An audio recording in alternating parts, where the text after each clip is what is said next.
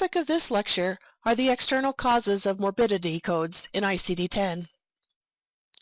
Although there are no federal mandates for reporting our external cause codes, they are important since they provide the data source for tracking the causes of injuries. They are not used for poisonings as in ICD-10, but the concept is the same. We want to provide additional information, as much as possible, as to the cause of injuries, such as a worker injured their back when bathing a patient while providing home health care, or a professional athlete tore their ACL while playing basketball. There are many more codes with a lot of specificity available in ICD-10 compared to ICD-9. Here are our cause code categories, and you can see from this list, as in I-9, that there are many causes of injuries that can result from falls, auto accidents, and even military operations.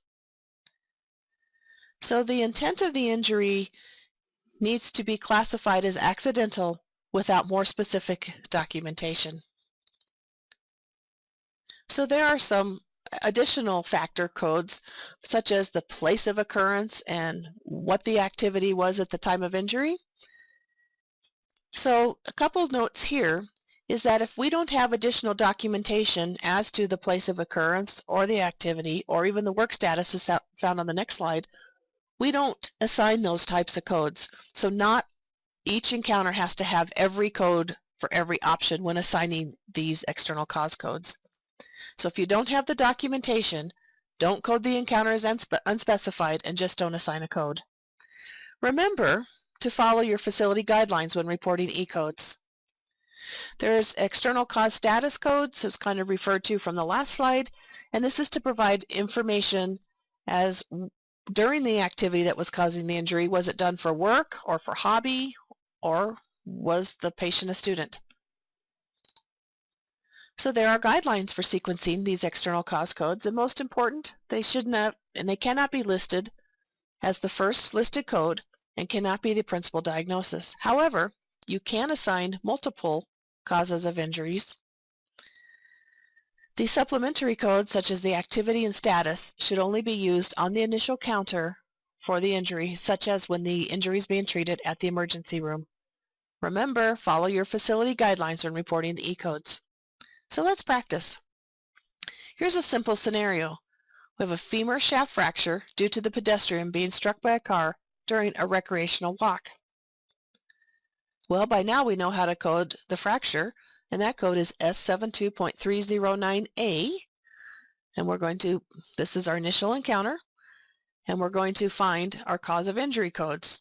So where we start is with the external cause index. This index is found after the table of drug and chemicals and before the tabular list. So the path that we can find our code is we are going to start in our index to our external cause index, and we go, main term is accident, subterm 1 is transport, we go to pedestrian, and then you see we have collision with a car. So is it non-specified or non-traffic or traffic? Well, what do we do? As in coding, we always read our notes. So there's important detailed information regarding transport accidents at the start of Chapter 20 in our code book. So after reading this full page, we will learn that the accident is considered a traffic accident since the vehicle was moving when it struck the pedestrian. So now we're going to review our tabular list for the code V03.10. Do you see the 7th character indicator on that code? That means that we need to have 7 digits, so don't forget the placeholder. So our code is V0310XA.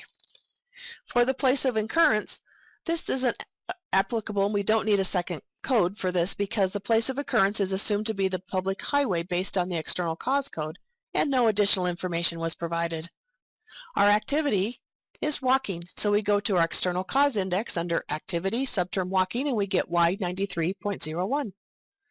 Our status is we were given that it was recreation. If that recreational walk that word wasn't in there, we would not assign that code. So again, from the external cause index, we get the status of external cause with the subterm recreation for Y99.8.